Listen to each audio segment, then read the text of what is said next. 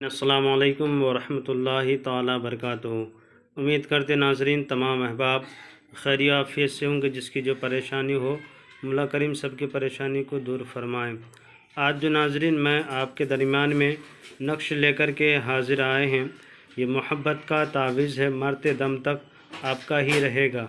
इसका मकसद यही है कि नाजरीन जो भी नक्श हम लिख कर के आपके दरमियान में दे रहे हैं, और ये नक्श जो है मोहब्बत के लिए ख़ास अमल किए जाते हैं और दूसरी चीज़ों के लिए नहीं।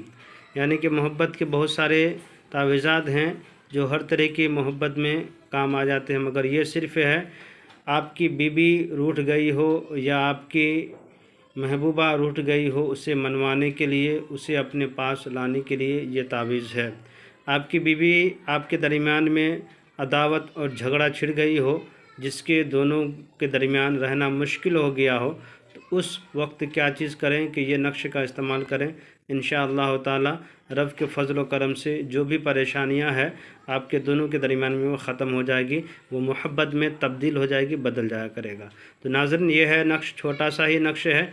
ये नक्श लिखने का कोई वक्त कोई टाइम मुकर्रर नहीं है, जब चाहें आप इस नक्श का इस्तेमाल कर सकते हैं। आइए चलते हैं हम नक्श की तरफ, बताते हैं कि नाज़रीन नक्श को लिखा किस तरह से जाएगा।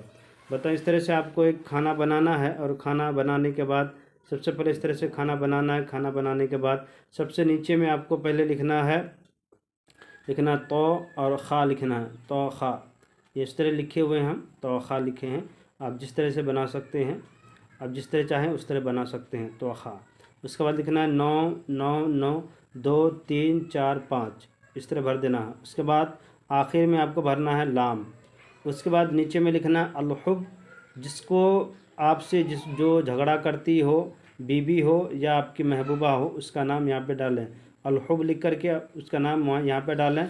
अगर वो महबूबा है आपकी तो बिनत लगाएं, अगर लड़की है तो बिनत लगाएं। तो उसके बाद उसके माँ का नाम लिखें। अला हुब करके आप अपना नाम, अगर आप लड़का हैं तो बिन लगाएं, लड़की है तो बिनत लगा के अपने माँ का नाम ला लें। उसके बाद नाजरीन करना क्या है कि इस नक्श को आप अपने पास रखें, या नहीं तो नाजरीन इसको हवा में लटका दिया करें।